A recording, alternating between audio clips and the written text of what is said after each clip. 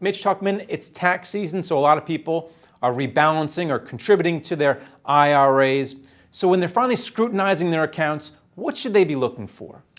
They should be looking at what they're paying for fees. In other words, they could be paying a lot of money in actively managed funds with active mutual funds in their IRAs. They could have a manager managing it, many times charging more than 1%.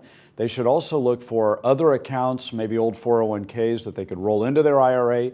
We like to see a lot of big money in one IRA, not a bunch of little money scattered out in a bunch of 401ks. So a couple things there. Considering how hard it is to find yield in the market, how are you advising your clients with regard to getting some income in their IRAs? Yeah, at Rebalance IRA, we've got an investment committee made up of Dr. Burt Malkiel, who wrote A Random Walk Down Wall Street, Charlie Ellis from the Yale Endowment, Jay Vivian, who ran IBM's pension. And we've struggled with this issue in a pretty deep way. And what we've decided is, given that the government's artificially manipulating interest rates down, we put emerging market bonds, high yield bonds, we put corporates, intermediate treasuries from 5 to 10 years, and we also put in high dividend yielding stocks in our income portfolio. We wrap that all together with an allocation for our clients and get about 4%. And we're also not giving away money for taxes and for expenses that are unnecessary. We use ETFs. Talk about ETFs in the accounts. Clearly, the passively managed vehicles are doing better than the actively managed funds.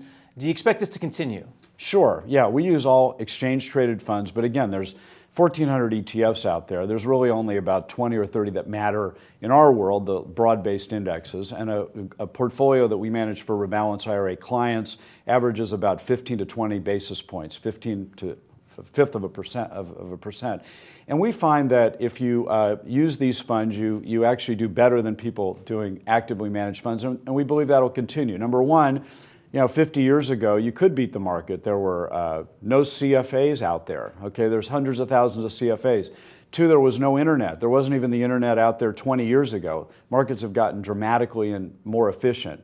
And third, we just find that given the globalization of everything, beating the market's no longer the place to be. You just try to ride the market and get those returns, you'll be very happy. But what about for those people who want to beat the market? Is there a place for single stocks for speculation in an IRA? Not for our clients, not for my money. I think that trying to pick stocks and beat the market is a loser's game. And our whole philosophy is play not to lose, because as we all know, if you have $1 and it goes down to 50%, you need 100% return to get back up there, and that's just too hard to do. So if you just ride the markets, keep your fees down, and also work with people who are not conflicted with the advice they give, you'll be way better off. All right, thanks a lot, Mitch. Thanks very much, Greg.